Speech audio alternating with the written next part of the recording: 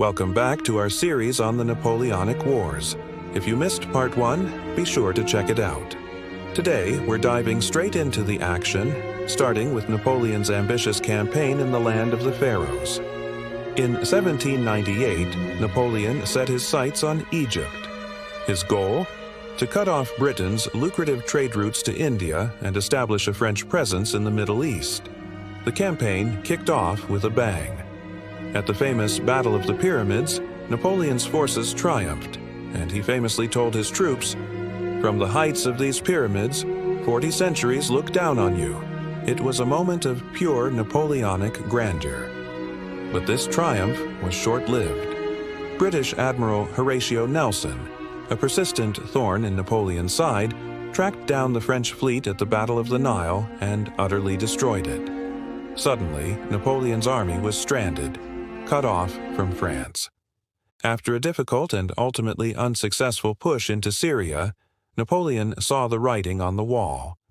In a move that was both shrewd and controversial, he abandoned his army and secretly sailed back to France, leaving his men to fend for themselves. The remaining French forces finally surrendered to the British in 1801. While a military failure, the Egyptian campaign had returned Napoleon to France just in time for a political power grab.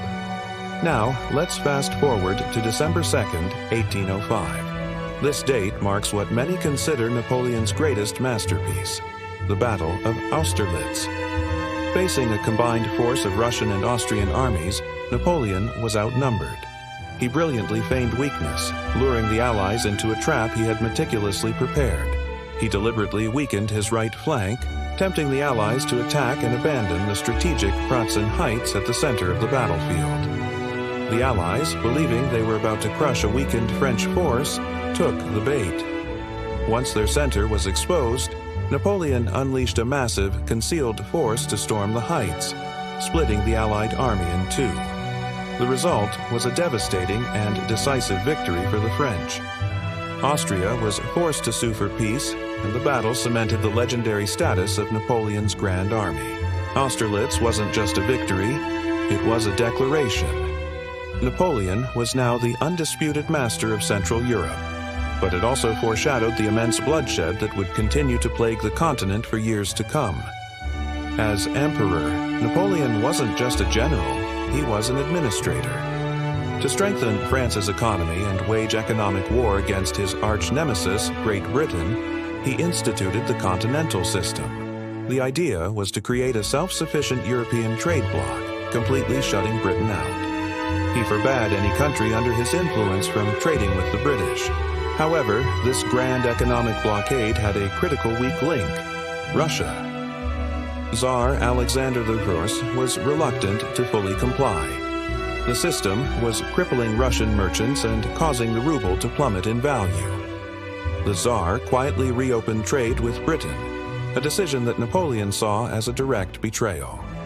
This economic dispute would shatter the fragile Franco-Russian alliance and set the stage for Napoleon's most fateful decision. By June of 1812, diplomacy had failed. Napoleon assembled the largest European army ever seen. The Grand Army, numbering over 650,000 men from across his empire, and marched on Russia.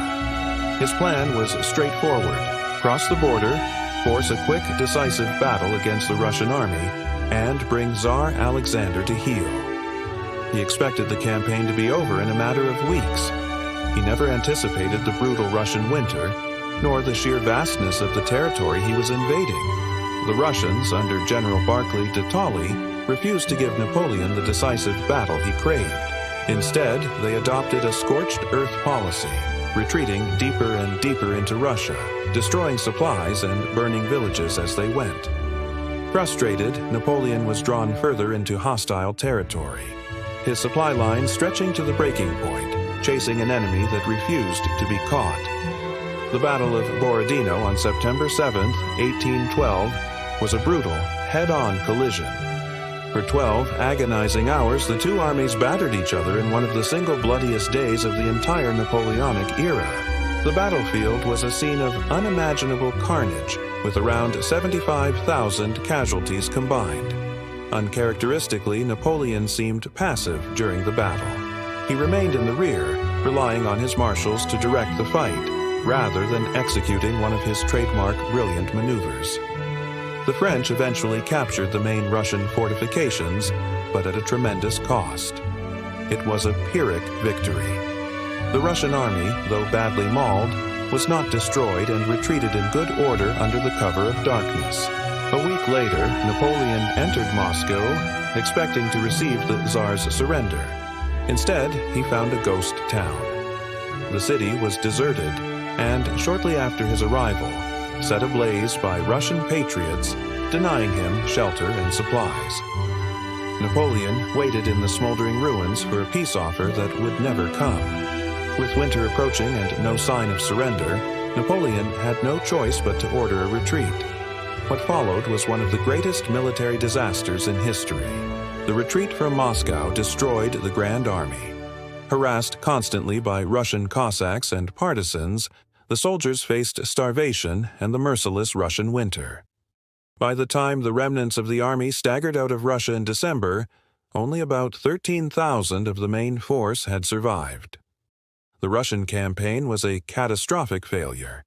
It had shattered the myth of Napoleon's invincibility and signaled the beginning of his end.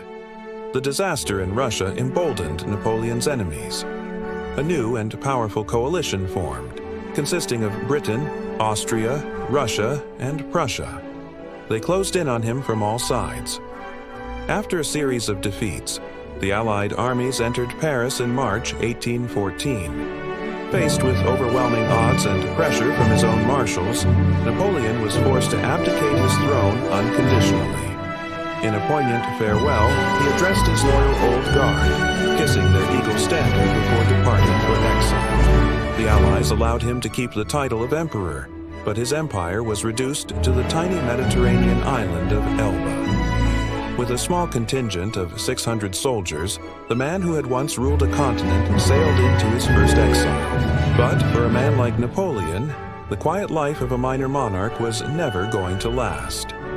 Less than a year later, on March 4th, 1815, Napoleon slipped away from Elba and landed on the shores of France.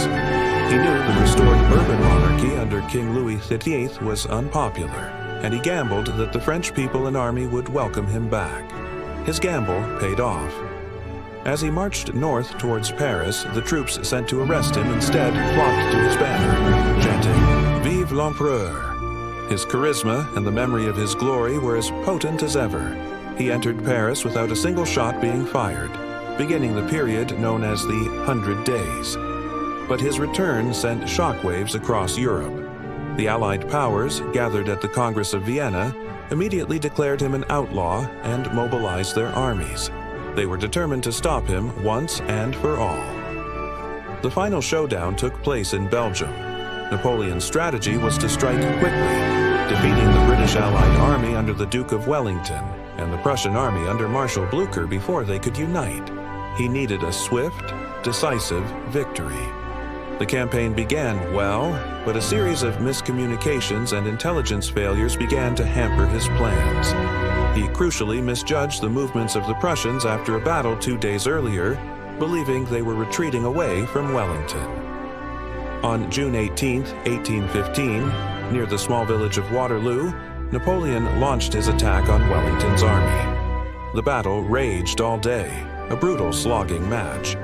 But late in the afternoon, just as it seemed the French might break through, the Prussians arrived on the battlefield and crashed into Napoleon's flank. The tide turned decisively. In a final, desperate move, Napoleon committed his last reserve, the legendary Imperial Guard. But under withering British fire, the unthinkable happened. The Guard, which had never known defeat, broke and retreated. The French army collapsed, and Napoleon's last great battle ended in a complete and total rout. Fleeing the battlefield, Napoleon made a desperate attempt to escape, but it was hopeless. He was captured by the British.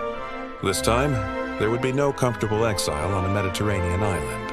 The victorious Allies banished him to St. Helena, a remote, windswept rock in the middle of the South Atlantic Ocean.